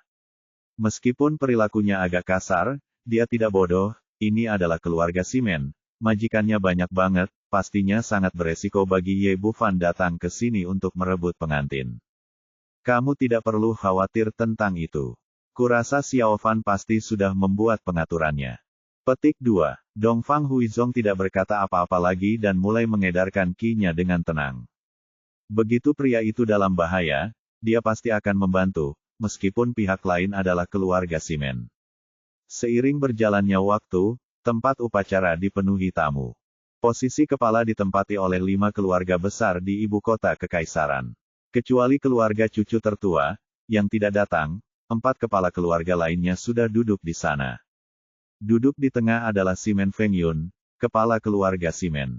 Dia melihat sekeliling dan sedikit mengernyit, jelas tidak puas dengan keluarga Changsun. Meskipun 5 keluarga besar di ibu kota kekaisaran selalu bertempur secara terbuka dan diam-diam, mereka tetap harus bertahan secara langsung. Bagaimanapun, hari ini juga merupakan acara yang membahagiakan bagi keluarga Simen. Keluarga cucu tertua harus mengirimkan seseorang yang terhormat, bukan hanya cucu tertua Dongju. Sebagai perbandingan, 3 keluarga besar bangsawan lainnya masih sangat murah hati. Kepala keluarga Dongfang, Dongfang Jianye, kepala keluarga Sima, Sima Pingchuo, dan kepala keluarga Murong, Murong Chengdu, semuanya hadir. Waktunya telah tiba dan perayaan telah resmi dimulai. Di panggung upacara, pembawa acara berpakaian profesional tersenyum manis dan berkata melalui mikrofon di tangannya, berikut ini akan menjadi momen terpenting hari ini. 2 pendatang baru diundang untuk masuk. Kata-kata jatuh, semuanya mereka semua melihat ke arah pintu masuk, dan melihat Gu Qingcheng dan Simen Yuliang mengenakan gaun merah cerah muncul berdampingan di depan pintu. Ketika mereka melihat wajah Gu Qingcheng yang menakjubkan, banyak pria yang hadir berseru. Tampaknya perayaan hari ini tidak sia-sia, karena kita sebenarnya melihat begitu banyak keindahan yang luar biasa. Dongfang Huizong juga melihat ke arah Gu Qingcheng, lalu mengerutkan bibirnya, pria ini benar-benar seorang playboy, dari mana dia berhubungan dengan begitu banyak wanita cantik. Seperti kata pepatah, orang merasa segar ketika peristiwa bahagia terjadi, Simen Yuliang penuh energi dan tampak bangga. Dia tersenyum dan mengulurkan tangan, siap meraih tangan Gu Qingcheng. Tanpa diduga, Gu Qingcheng menyingkir dan berjalan menuju panggung upacara sendirian. Ketika dia sadar, dia sudah berada 7 atau 8 meter jauhnya. Pada saat ini, suasana seluruh auditorium dipenuhi rasa malu, dan semua orang memandang Simen Yuliang. Ada kebingungan, ejekan dan rasa sombong di matanya. Semua orang yang hadir pernah berpartisipasi dalam perayaan pertunangan Nowere, namun belum pernah menemui hal seperti ini. Jelas sekali bahwa wanita cantik itu jelas tidak tertarik pada Simen Yuliang. Simen Yuliang mengertakkan gigi, menahan keinginan untuk mengutuk, memaksakan senyum, dan mengejarnya dengan berpura-pura tenang. Pembawa acara yang berdiri di atas panggung sedikit tercengang. Baru kemudian dia menyadari bahwa upacara pertunangan hari ini sepertinya tidak mudah untuk diselenggarakan. Dia sangat menyadari status keluarga Simen di ibu kota kekaisaran. Jika dia benar-benar mengacaukan pernikahan hari ini, konsekuensinya tidak terbayangkan. Memikirkan hal ini, telapak tangan yang memegang mikrofon berkeringat. Babak 989, menginjak awan keberuntungan yang berwarna-warni. Untungnya, pembawa acara sangat terpelajar. Dia hanya tertegun sejenak dan kemudian sadar kembali. Pada titik ini, dia tidak bisa mengubah apapun, dia hanya bisa melanjutkan seperti yang telah dia latih sebelumnya. Jika wanita itu bersikeras menyebabkan sesuatu, dia tidak bisa menyalahkan dirinya sendiri. Di meja VIP, wajah Simen Feng Yun langsung menjadi gelap. Bagaimanapun juga, ini akan sangat tidak sedap dipandang bagi keluarga Simen. Dia tidak tahu banyak tentang hubungan antara Simen Yuliang dan Gu Qingcheng, dan mereka bukanlah ahli waris keluarga. Karena cucu saya menyukainya, saya mengambil keputusan. Saya tidak menyangka kejadian seperti itu akan terjadi. Gu Pengju, yang duduk di sebelahnya, mengerutkan kening. Dia tidak menyangka putrinya begitu keras kepala. Pada saat yang sama, saya merasa sedikit lebih santai. Tidak peduli apa, Gu Qingcheng tetap tampil di atas panggung, dan sepertinya dia akhirnya bisa menerima pernikahan itu. Sima Pingchuo sedang duduk di sebelah Simen Feng Yun. Dia sepertinya melihat emosinya dan berkata sambil tersenyum, "Tuan Simen, di mana Anda memilih cucu ipar ini? Dia terlihat sangat cantik." Suasana hati Feng Yun akhirnya menjadi sedikit lebih baik. Namun sebelum dia dapat berbicara, Dongfang Jianye di sebelahnya tersenyum dan berkata, "Kamu cantik, tetapi kamu tidak terlihat terlalu bahagia. Mungkinkah keluarga Simen memanfaatkan orang lain dan mengambilnya darimu?" "Dongfang, apa maksudmu?" Wajah Simen Feng Yun, yang tadinya sedikit melembut, menjadi gelap lagi. Dongfang Jianye sama sekali tidak menganggapnya serius. Dia merentangkan tangannya dan berkata, "Tidak ada yang menarik. Saya hanya berbicara dengan santai."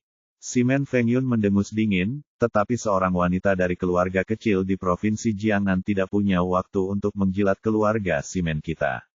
Apa gunanya? Anda harus mengambilnya. Petik 2. Dongfang Jianye tersenyum sedikit, "Saya harap begitu, jika tidak, akan ada masalah." Petik 2. Simen Feng Yun pada awalnya tidak cocok. Saat ini, dia mengira pihak lain hanya ingin memanfaatkan kesempatan untuk mengejeknya, dan tidak terlalu memikirkannya. Tidak heran, bagaimanapun juga, ini adalah kandang keluarga Simen, dan dia memiliki kepercayaan diri yang cukup. Pada saat ini, Simen Yuliang dan Gu Qingcheng berjalan ke panggung upacara bersama-sama, dengan senyum manis di wajah pembawa acara. Sudah takdir hidup Tuan Simen Yuliang bisa bertemu dan berkumpul dengan Nona Gu Qingcheng yang cantik. Sekarang tolong beri tepuk tangan hangat kepada mereka dan kirimkan berkah kami. Kami berharap mereka akan hidup harmonis dan menjadi tua bersama di masa depan. Petik 2. Begitu dia selesai berbicara, para tamu yang hadir memberikan tepuk tangan meriah. Semua orang di sisi Changsun Dongju memandang dengan mata dingin, dan tidak ada yang bertepuk tangan, yang membuatnya tampak agak canggung. Pembawa acara melanjutkan, "Sekarang saya ingin mengundang Tuan Simen Yuliang untuk memberikan tanda cinta kepada Nona Gu Qingcheng." Simen Yuliang berlutut dan mengeluarkan cincin berlian dari sakunya. "Qingcheng, ini cincin berlian yang kupilih khusus untukmu. Kuharap kamu bisa menerimanya." Setelah mengatakan itu, dia mengeluarkan cincin berlian besar dari kotak, menatap Gu Qingcheng, berharap dia mengulurkan tangannya, lalu pasang cincinnya. Saat ini, seluruh mata masyarakat yang hadir tertuju pada panggung upacara, ingin melihat bagaimana penampilan calon pengantin. Jika Anda menerima cincin pertunangan ini, itu sama dengan menerima pernikahan ini. Seorang Yimo dan Qin cucu tahu tentang Gu Qingcheng. Mereka bertiga pernah bertemu sebelumnya. Namun, Ye Bufan belum muncul, jadi mereka menjadi cemas. Seluruh tubuh Dongfang Huizong tegang. Dia siap untuk mengambil tindakan, tetapi dia terkejut karena sudah waktunya, mengapa orang itu belum muncul. Simen Yujiao terus melihat ke arah pintu, berharap Ye Bufan datang dan mencuri pengantin wanita. Menurutnya, kemunculan Ye Bufan pasti akan membuat marah keluarga Simen, dan akhirnya akan menyedihkan. Namun setelah lama mencari, dia tidak melihat siapapun, yang membuatnya agak kecewa. Wajah Gu Qingcheng muram, tetapi pergulatan ideologis yang sengit sedang terjadi di dalam hatinya. Menurut perasaannya yang sebenarnya, dia tidak akan pernah menerima cincin ini, apalagi lamaran Simen Yuliang. Namun saat ini, pemandangan ibu berlutut kembali terlintas di benaknya. Jika dia menolak, pasti akan membawa bencana bagi keluarga Gu. Dia begitu berkonflik sehingga dia tidak tahu bagaimana mengambil keputusan. Melihat pengantin wanita enggan mengulurkan tangannya, Simen Yuliang berlutut karena malu, dan semua penonton langsung menjadi gelisah. Apa yang terjadi? Pengantin wanita sepertinya tidak bersedia. Apakah kamu baru saja melihatnya? Aku melihatnya ketika aku baru saja memasuki tempat tersebut. Jika aku mau, aku tidak akan meninggalkan Simen Yuliang. Terjadi. Apakah keluarga Simen mencuri pengantin wanita dengan menindas orang lain? Mendengar komentar penonton, ekspresi Simen Fengyun menjadi semakin suram. Dia tidak menyangka bahwa seorang wanita dari keluarga kecil akan berani menatap Simen keluarga. Gu Pengju sangat cemas hingga keringat dingin mengucur di dahinya. Ia tidak bisa lagi menahan amarahnya dan berteriak dari penonton, "Qingcheng, kenapa kamu masih berdiri di sana?" Mendengar tangisan ayahnya, tubuh Gu Qingcheng sedikit gemetar, menatap langit yang jauh. "Xiao Fan, kamu di mana? Ayo cepat, aku benar-benar tidak bisa bertahan lebih lama lagi. Aku tidak berharap kamu bisa berdiri di atas awan keberuntungan yang berwarna-warni dan mengenakan baju besi emas, selama kamu muncul." Hatinya dipenuhi dengan keputusasaan, tiba-tiba sesosok muncul di udara. Itu benar-benar menginjak awan keberuntungan yang berwarna-warni, mengenakan baju besi emas dan pakaian suci, terbang lurus ke arah ini. Apa yang terjadi? Mungkinkah dia terlalu sedih dan berhalusinasi? Dia mengangkat tangannya, tetapi tidak memberikannya kepada Simen Yuliang. Sebaliknya, dia menggosok matanya dengan kuat dan melihat ke atas lagi. Pemandangan di depannya masih sama. Dia berdiri di atas awan keberuntungan berwarna-warni dan mengenakan baju besi emas serta pakaian dewa. "Xiao Fan, ini benar-benar Xiao Fan yang sudah lama kutunggu-tunggu." Semua orang yang hadir pada awalnya tidak memperhatikan. Semua orang tercengang sejenak. Apa yang terjadi? Saat ini, Dongfang Renji dengan cepat melepas kain hitam di kotak dan menekan tombolnya. Ternyata ini adalah speaker yang sangat besar, dan musik yang memekakkan telinga langsung diputar darinya, yang kebetulan merupakan musik klasik kembalinya Sage Agung dalam perjalanan ke barat. "Di sini, apa yang kamu lakukan? Bagaimana ini bisa terjadi? Apakah ini perayaan khusus yang diadakan oleh keluarga Simen? Kamu benar-benar menginjak awan keberuntungan yang berwarna-warni.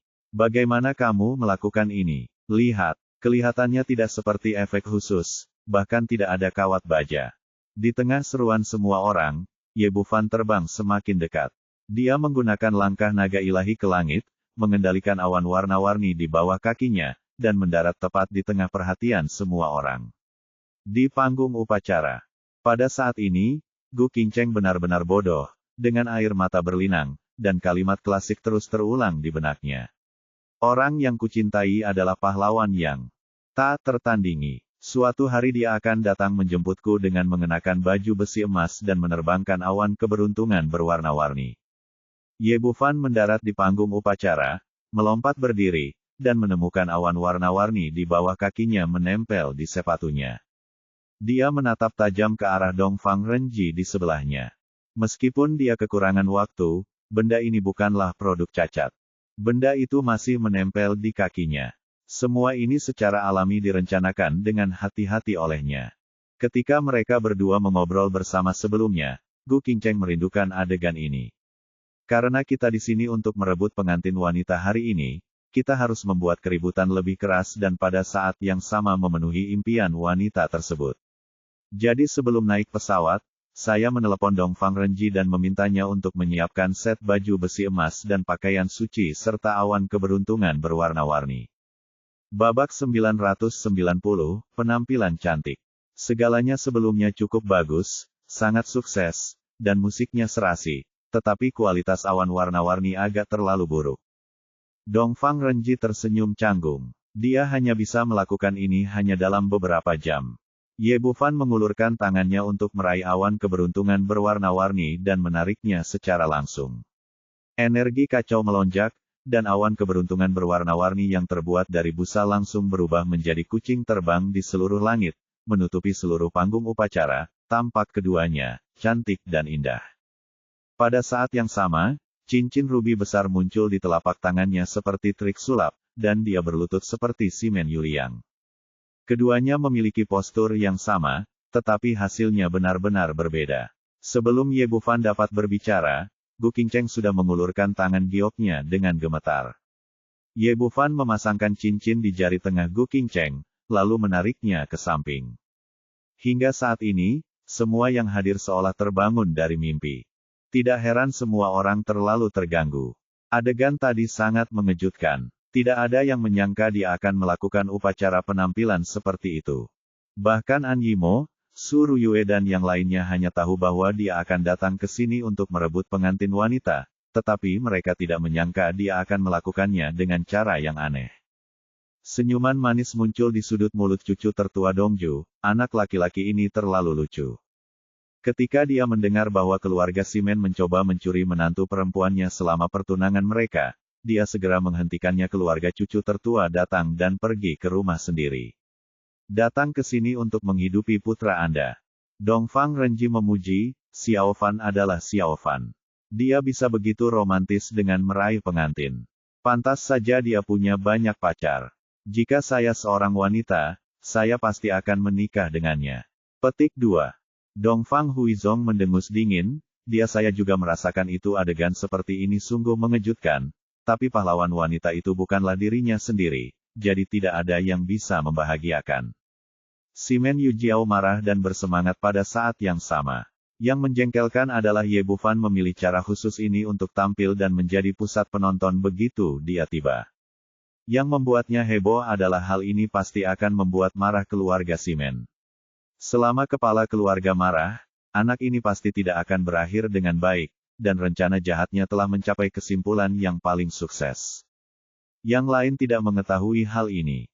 Mereka bahkan tidak mengenal Ye Bufan, jadi mereka segera mulai berbisik. Siapa pria tampan ini? Dia tampan dan romantis. Seandainya aku jadi pacarnya. Mencari kematian. Romantis sekali. Saat hari pacarku melamar, aku ingin dia berdiri di atas awan keberuntungan yang berwarna-warni. Yang berseru adalah beberapa gadis di antara penonton, dengan bintang kecil di mata mereka. Di mata mereka, inilah akhir yang pantas diterima pangeran tampan dan putri tampan. Pemuda ini tidak takut dengan kekuasaan, dia datang sendirian untuk mencuri pengantin wanita, dan dia melakukannya dengan sangat mempesona. Itu jelas merupakan pekerjaan yang bagus.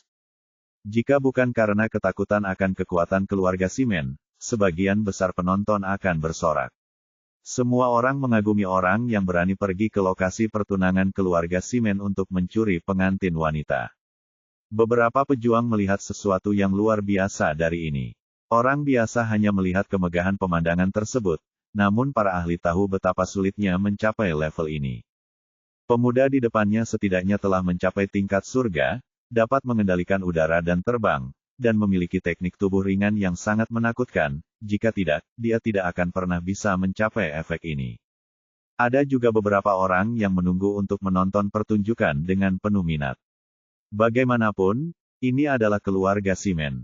Jika mereka berani datang dan mencuri pengantin wanita, mereka tidak tahu apa yang akan terjadi. Orang yang paling terkena dampaknya adalah Simen Yuliang. Meskipun ini semua adalah rencana yang dibuat oleh dia dan Simen Yujiao, itu tetap saja adegan pertunangannya. Kamu, seorang pencuri pengantin, pamer seperti ini, pernahkah kamu mempertimbangkan perasaanku? Pada saat ini, dia tidak lagi peduli untuk berlutut dengan satu kaki, melompat, menunjuk ke hidung Ye Bufan dan berteriak, "Ya, apa yang akan kamu lakukan?" Ye Bufan tersenyum tipis, "Tuan Muda Simen, Anda menciptakan keributan besar untuk saya dan izinkan saya mengungkapkan cinta saya kepada King Cheng secara gratis. Terima kasih banyak. Anda bertindak terlalu jauh. Menurut Anda siapa keluarga Simen kita?" Petik 2. Meskipun orang ini marah, dia tidak kehilangan akal sehatnya dan langsung mengangkat topi besar keluarga Simen. Simen Feng Yun di atas panggung menjadi pucat dan menoleh untuk melihat Gu Pengju di sebelahnya. Saat ini, dia tidak memilih untuk berdiri langsung. Jika dia, kepala keluarga, menangani masalah ini secara pribadi, itu akan sangat memalukan. Jika keluarga Gu bisa menyelamatkan banyak hal, wajah mereka akan terlihat lebih baik. Sebagai kepala keluarga Gu Pengju tentu tahu apa yang dimaksud Simen Feng Yun saat ini. Dia tidak bisa lagi menahan diri dan naik ke panggung upacara dalam 2 atau 3 langkah.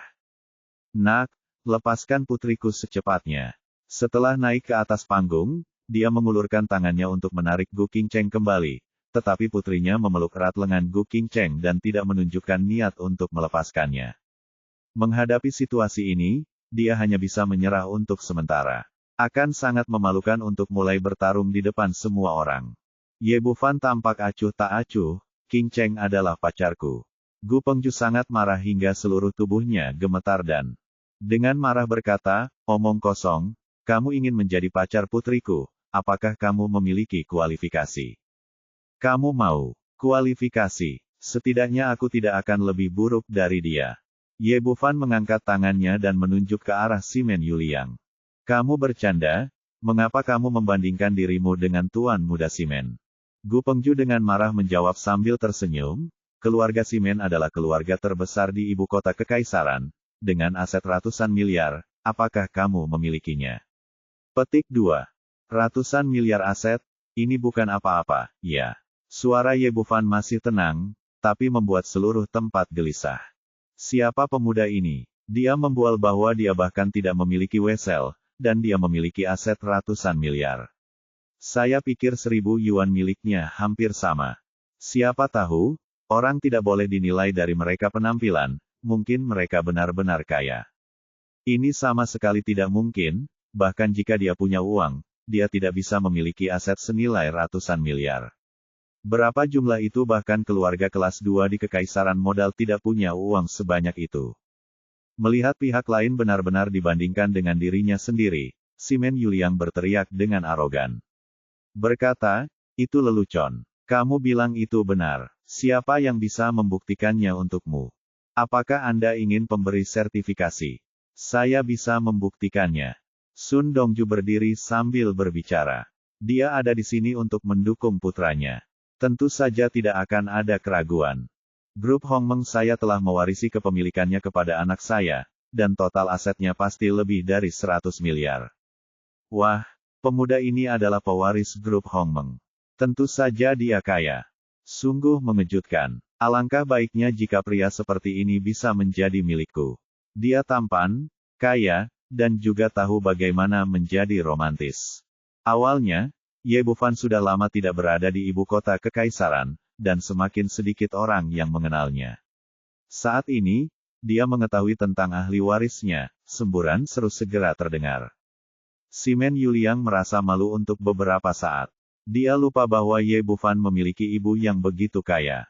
Bahkan sekarang, dia tidak bisa menyerah di depan umum, jadi dia hanya bisa berteriak, "Jadi kenapa?" Sekalipun grup Hongmeng memiliki aset senilai ratusan miliar, paling banyak asetnya hampir sama dengan keluarga Simen kita. Kualifikasi apa yang Anda miliki? Harus mengatakan bahwa kamu lebih baik dariku. Faktanya, apa yang dia katakan sama sekali tidak masuk akal. Meskipun keluarga Simen memiliki aset ratusan miliar, itu milik seluruh keluarga. Dia bukan pewaris keluarga, jadi dia tidak bisa mendapatkan banyak uang sama sekali. Dia benar-benar tidak bisa dibandingkan dengan Ye Bufan, satu-satunya pewaris. Tapi tidak ada cara lain sekarang. Saat ini, suara dingin lainnya datang dari penonton. Seekor katak di dalam sumur, Anda layak dibandingkan dengan Tuan Ye.